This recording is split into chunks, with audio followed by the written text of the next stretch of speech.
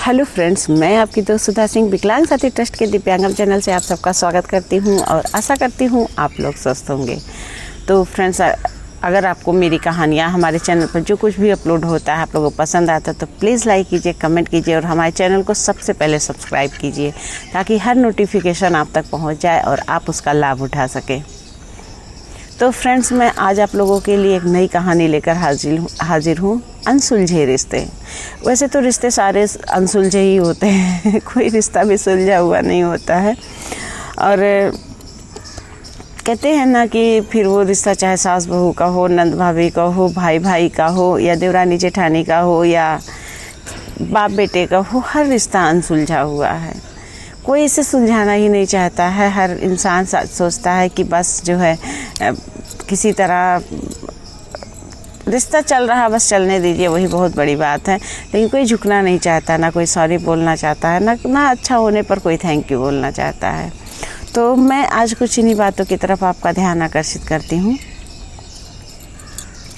बेटा आ गए, पानी ले आऊँ? माँ कुसुम जी ने बड़े प्यार से अपने बेटे से पूछा जो अभी अभी ऑफिस से आया हुआ था। ज़रूरत नहीं, मैं पानी पीकर आया हूँ।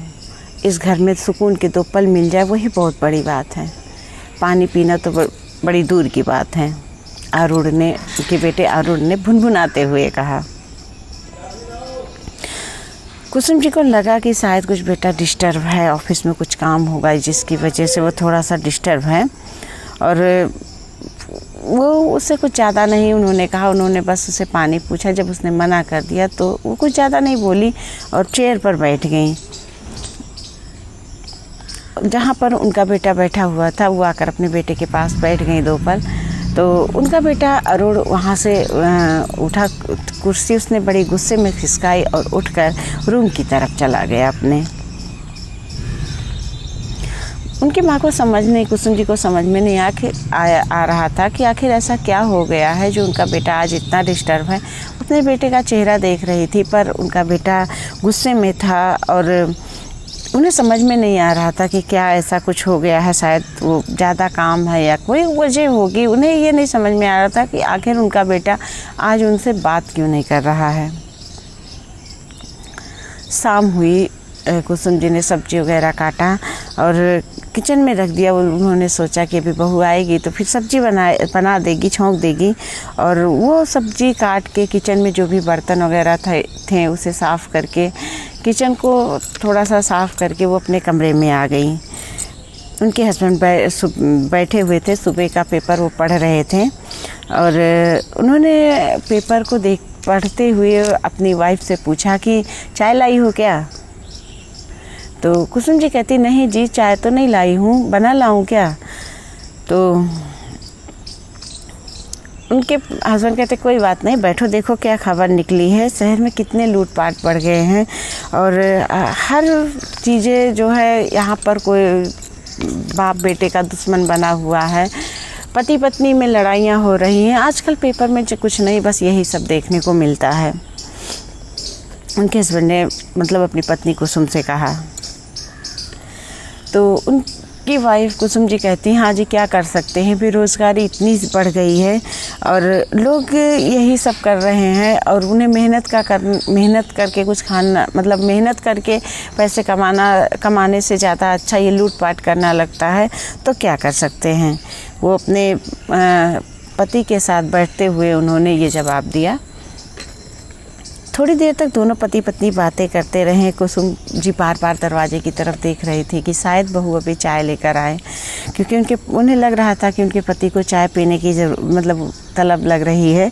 तो वो देख रही थी और जो है बार बार वो किचन अपने डोर की तरफ देख रही थी कि शायद आ जाए बहू, पर उनकी बहू नहीं आई। फिर थोड़ा सा टाइम हुआ तो उन्होंने अपने हस्बैंड से कहा आप बैठिए, आप पेपर देखिए, मैं आपके लिए चाय लेकर आती हूँ। तो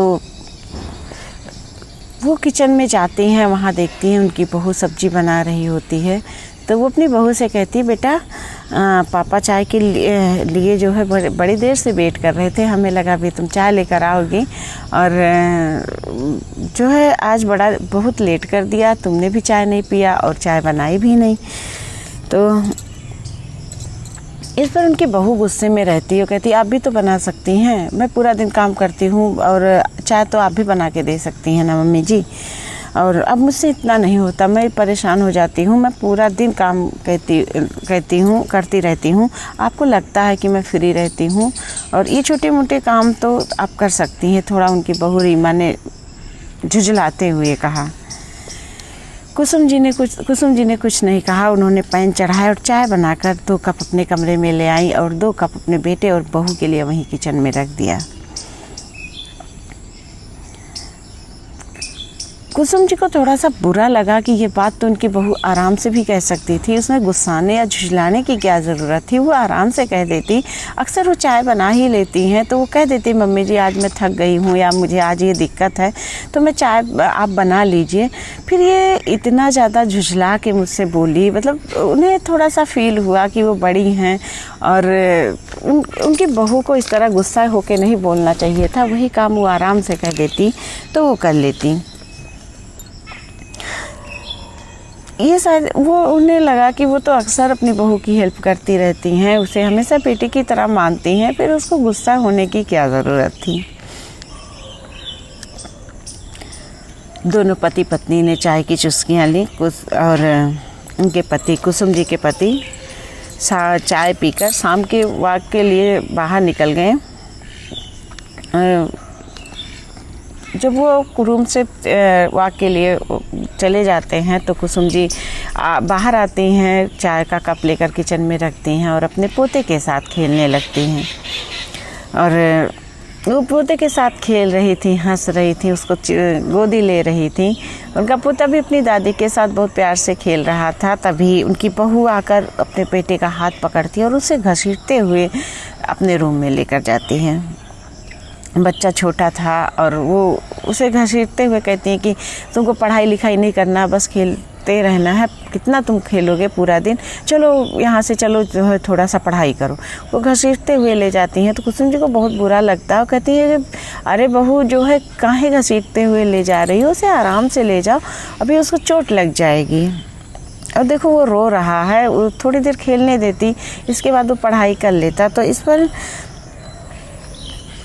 तो उनकी बहू कुछ बोलती नहीं है। उन्हें लगता है कि उनकी बहू शायद गुस्सा है तो वो बोल देती हैं कि आखिर तुम किसका गुस्सा उस नन्हे से बच्चे पे निकाल रही हो, तुम गुस्सा हो वो बोल सकती हो, बता सकती हो, और किसका गुस्सा तुम उस छोटे से बच्चे पे निकाल रही हो। मैं मना कर रही हूँ कि इसे घसीटते हुए मत लेकर जाओ, आराम से उसे बुला कर ले जाओ, वो आराम से चला जाएगा। तो इस पर उनकी बहू गुस्सा हो जाती है और वो कहती है कि मम्मी जी मैं आपसे कुछ नहीं कह रही हूँ, मैं ना आपसे नहीं बोल रही हूँ, मैं अपने बेटे से कह रही हूँ, प्लीज़ आप बीच में मत बोलिए और मेरा बच्चा बिगड़ जाएगा। और जो है मैं उसे डांट रही हूँ, मुझे इतना हक है डांटने का। तो उस पर कुसुम जी कहती हैं कि अभी वो इतना छोटा है, इतना डांटती हो, इतना उसे मारती हो, वो बिगड़ जाएगा। तो इस पर उनकी बहू रीमा कहती है कि ठीक है बिगड़ जाएगा, मेरा बच्चा है, मैं जिस तरह चाहूँ मैं उस तरह उसे हैंडल कर सकती हूँ, आप मुझे मत समझाइए कि कैसे बच्चे को पालना है। तो इस पर कुसुम जी को गुस्सा लग जाती है कि हर बात पर बहू मतलब गुस्सा कर रही है और वो थोड़ा सा तेज़ आवाज़ में बोल देती हैं, कहती हैं मैं क्यों बिगाड़ूंगी, क्या मैं चाहती हूँ कि तुम्हारा बच्चा आगे चलकर अगर ख़राब होगा तो वो मेरे ख़ानदान का भी बेटा है, मेरा पोता है, अगर वो बिगड़ेगा तो मुझे भी दुख होगा। और तुम इस तरह कुछ भी बोलती रहती हो, कम से कम इतना गुस्सा है ठीक है, कम से कम तुम मेरी जो है ओहदे का ना सही पर मेरे एज का तो ख्याल कर सकती हो, इस तरह तुम क्यों बात कर रही हो। आज जब से मैं सुबह से तुम्हें देख रही हूँ तुम झुझला के ही बात कर रही हो, गुस्से में ही बात कर रही हो, अगर कोई प्रॉब्लम है कुछ है तो तुम मुझसे कह सकती हो। और इस पर उन लोगों की बातें बढ़ती जा रही थी और कुसुम जी ने भी कह दिया कि हाँ क्या है जो है तुम हर बात पे गुस्सा होती रहती हो, क्या बड़े छोटों का लिहाज नहीं होता है, क्या तुमने बचपन से यही सीखा है। इस बात पर रीमा एकदम झुझला जाती है, वो बिल्कुल बहुत तेज़ गुस्सा करने लगती है कि आप बात बात पर मेरे मायके वाले पर क्यों जाती हैं, और मैंने क्या सीखा है क्या नहीं सीखा है ये आपसे इतना मतलब नहीं है।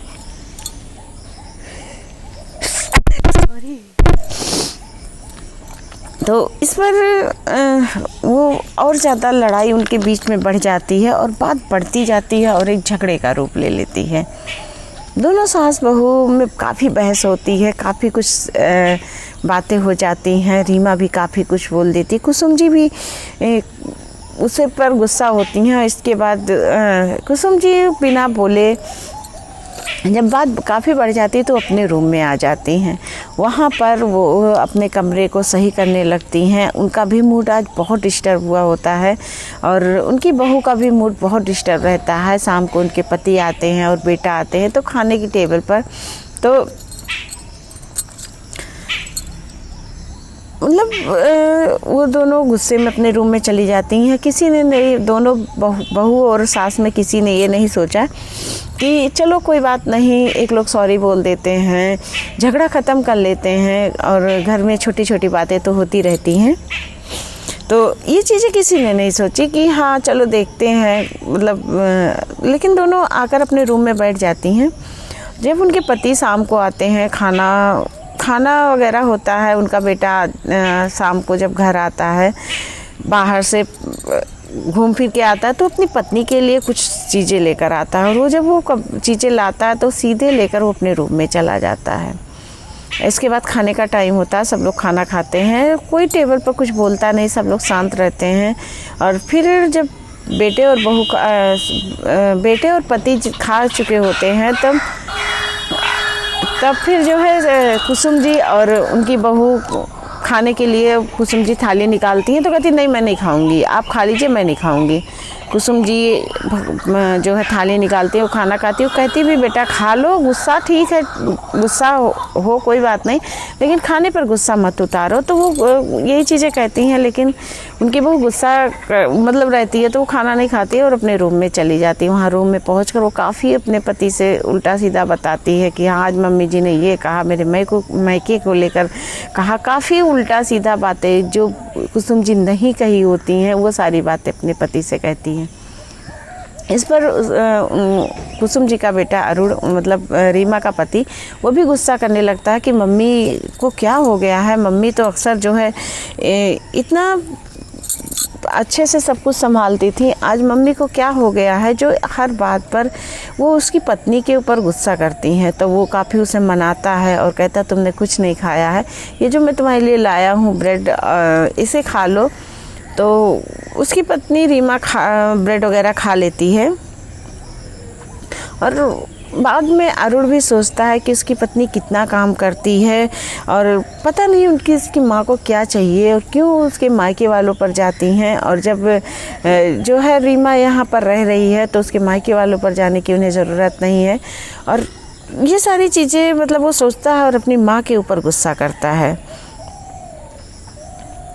और इधर जब बहू रीमा जी भी मन से खाना खाती हैं और किचन में बर्तन रखने आती हैं, देखती हैं पूरा किचन वैसे ही आज छोड़ के बहू गुस्से में चली गई है, तो पूरा किचन समेटती हैं, बर्तन धुलती हैं।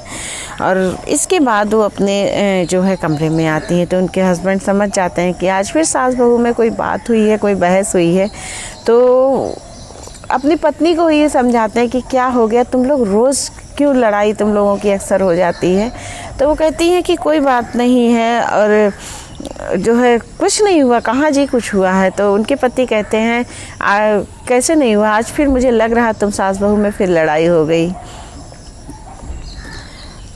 तो इस पर कुसुम जी की आंखें थोड़ा भर आती हैं। वो जो है कहती हैं कि मैंने कभी बेटी और बहू में अंतर नहीं किया है और अगर मैं बेटी को किसी गलत बात पे डांट सकती हूँ तो मैं बहू को भी कह सकती हूँ ना जी। तो उनके पति कहते हैं हाँ क्यों नहीं कह सकती हो, तुम्हारा तो हक है, लेकिन एक चीज़ है कि तुम्हारी बेटी अगर तुम उसे डांट के कहोगे वो बुरा नहीं मानेगी, लेकिन अगर बहू को तुम डांट के कहोगे तो वो बुरा मान जाएगी। तो तुम्हें जो कुछ भी कहना है उसे प्यार से कहो। तो ये बात उनके हस्बैंड कहते हैं तो कुसुम जी कहती हैं कि मैंने कुछ नहीं कहा, बस मैंने उसे पोते पर वो गुस्सा कर रही थी, बस वही चीज़ मैंने कहा कि इतना गुस्सा मत किया करो। और जो है मैंने कभी उसे किसी चीज़ के लिए नहीं कहा, ना उसके ससुर मायके के लिए कहा, ना किसी चीज़ के लिए ताना नहीं दिया, फिर भी वो मुझसे सीधे मुँह बात क्यों नहीं करती। इस पर उनके हस्बैंड कहते हैं कि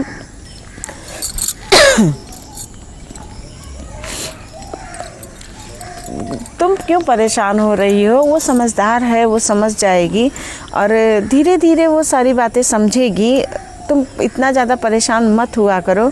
तो इसे कुसुम जी कहती हैं मैंने कभी बेटी और बहू में अंतर नहीं किया, मैं जानती हूँ वो सब बहुत समझदार है, वो सब कुछ संभाल लेगी, लेकिन मुझे डर लगता है कि कहीं अगर वो अपने इस गृहस्थी के रास्ते में कहीं भटक गई या कहीं उससे कुछ नहीं समझ में आया, कोई उसे समझाने वाला नहीं है, तो मैं चाहती हूँ कि उसे मैं पूरा एक्सपीरियंस जो मेरा है मैं उसे दे दूँ, ताकि उसे अपनी गृहस्थी चलाने में कोई कष्ट ना हो, आगे चलकर वो उस गृहस्थी को बहुत अच्छे से चला सके। कल अगर मेरी बहू को कोई कुछ कहता है कि तुम्हारी बहू ये नहीं कर पाती या तुम्हारी बहू को ये चीज़ें नहीं आती हैं, तो मुझे बुरा लगेगा और मैं चाहती हूँ कि मेरी बहू की कोई बुराई ना करे। इसी वजह से मैं उसे टोकती रहती हूँ, उसे समझाती रहती हूँ और मैं उसे कुछ इसीलिए कहती हूँ, मतलब अगर मैं थोड़ा गुस्से में बोल देती हूँ तो मैं जानती हूँ कि वो जैसे मेरी बेटी है, अगर कुछ गलती करेगी तो उसे मैं डांटूंगी, वैसे ही मैं अपनी बहू से कह देती हूँ मैं यहाँ से कुछ लेकर नहीं जाऊँगी, मैं सब कुछ यहीं पर छोड़ के जाऊँगी।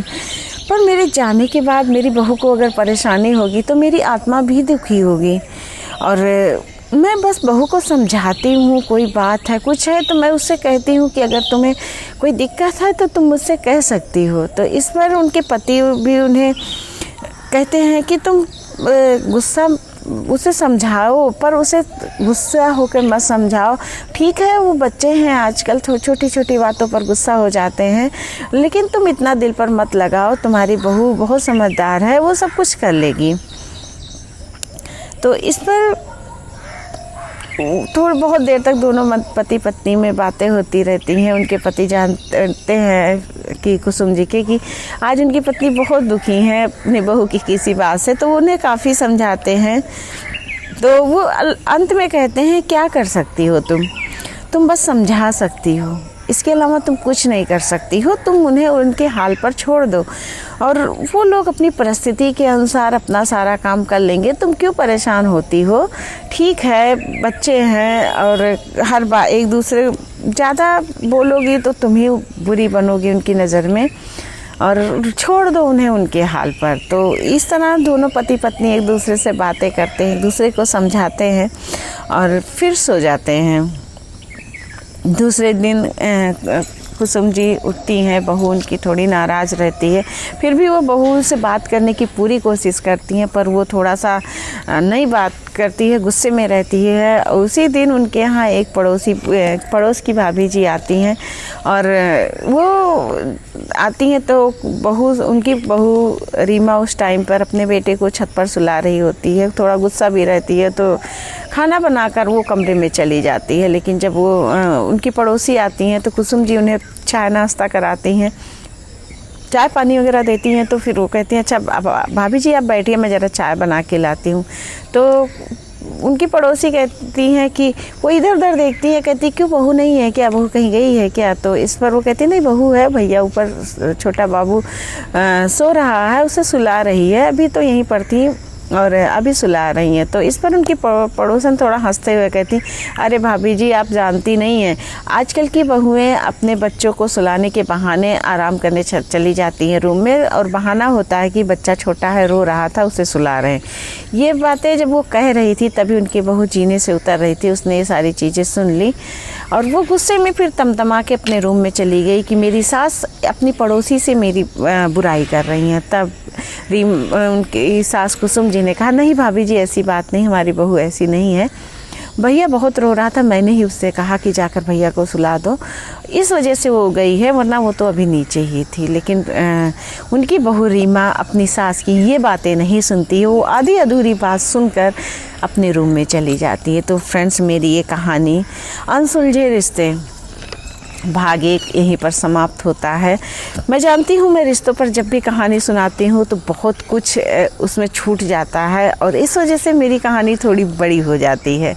तो फ्रेंड्स, मैं इस कहानी के माध्यम से बस यही आप लोगों से कहना चाहती हूँ कि पहली बात तो हमें किसी की आधी अधूरी बात पर विश्वास नहीं करनी चाहिए। दूसरी बात, हमें अपनों को समझना चाहिए। हमारी सास, हमारी बहनें, हमारे बड़े अगर हमसे डांट के या हमसे थोड़ा गुस्से में कुछ बोल देते हैं तो हमें उनकी बात को थोड़ा सा इग्नोर करना चाहिए और वो हमारी भलाई के लिए बोलते हैं। अगर हम ही लोग हैं, अगर हमारे बच्चे कुछ गलत करते हैं तो हम उन्हें डांटते हैं, तो हमें उनकी डांट को गलत दिशा में नहीं ले जाना चाहिए। हमें समझना चाहिए कि वो अगर हमें डांट रहे हैं तो इस वजह से ताकि हम आगे परिस्थिति से लड़ सकें। तो हमें उनकी बातों का बुरा नहीं मानना चाहिए। और अब आगे की कहानी में आप देखिएगा कि आगे क्या क्या होता है, क्या सास बहू या बेटे माँ बेटे का रिश्ता सही हो पाता है। क्योंकि कभी कभी ये होता है कि रिश्तों में हम लोग कुछ बातें बिना सुने डिसीजन ले लेते हैं कि हाँ ये इन्होंने कहा होगा या ये यहाँ पर ये गलत है, पर ज़रूरी नहीं हर इंसान हर जगह गलत हो। आप दोनों पक्ष की बातें सुनिए, तब आपको पता चलेगा कि कौन सा इंसान सही है या कौन सा इंसान गलत है। और मैं कोशिश करूँगी इस अनसुलझे रिश्ते को सुलझाने की, पर मैं जानती हूँ बहुत कठिन काम है। ये आप सब कर सकते हैं, हम सब कर सकते हैं। अपने रिश्तों को सुलझाने की कोशिश हम सब कर सकते हैं। ज़रूरी नहीं हर बात का अंत हम झगड़े से करें, हर बात को हम झगड़े में लेकर तब्दील कर दें। हर बात को ज़रूरी नहीं है ये सब, हम वही बात शांति से भी बैठकर समझ सकते। हो सकता है आगे अगला इंसान आपसे कुछ कहना चाहता हो और आप कुछ समझते हो, तो ज़रूरी नहीं हम अपने मन से बना लेते कभी कभी, अरे ये कहना चाह रही होंगी तो या कहना चाह रहे होंगे। तो ये सारी चीज़ें ज़रूरी नहीं है कि हम होंगे से मतलब कर लें। हमें उस बात को सुनना चाहिए, समझना चाहिए, तो रिश्ते तभी सुलझ पाएंगे, वरना ये सारे रिश्ते हमेशा अनसुलझे ही रहेंगे। और हम लोग कभी ना कभी बेटी, बहू, ननद, सास हर रिश्ता जीते हैं। तो हमें कोशिश करना चाहिए कि हम हर रिश्ता संभाल के समझ के चलें। तो फ्रेंड्स, मेरी ये कहानी अनसुलझे रिश्ते भाग 1 यहीं पर ख़त्म हो रही है। और अगर मेरी कहानी पसंद आती है तो please like, comment and share कीजिएगा और हमारे चैनल को सब्सक्राइब ज़रूर कीजिएगा। आप लोग कहते हैं ना कि मुझे कोई मिल जाता तो हम उसकी मदद कर देते, या कोई आप लोग मदद करना चाहते हैं, मैं जानती हूँ। तो आप लोग हम लोगों की भी मदद कर दीजिए। एक सब्सक्राइबर का बटन ही दबाना है, उसमें ना आपके पैसे की ज़रूरत हम लोगों को, ना किसी और चीज़ की, बस सब्सक्राइब का बटन दबा दीजिए।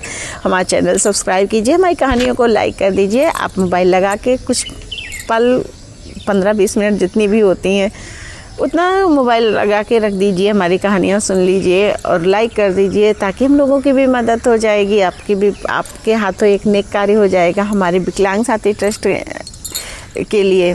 तो आप लोग मदद करना चाहते हो तो प्लीज़ करिए और हमारे सब्सक्राइबर बढ़ाने में हमारी मदद कीजिए। बस बटन दबाना है, बेल आइकन, इसके अलावा कुछ नहीं करना, तो प्लीज़ इतना कर दीजिए। तो फिर मैं मिलती हूँ आप लोगों से सैटरडे में इस कहानी के दूसरे भाग को लेकर। तब तक के लिए बाय।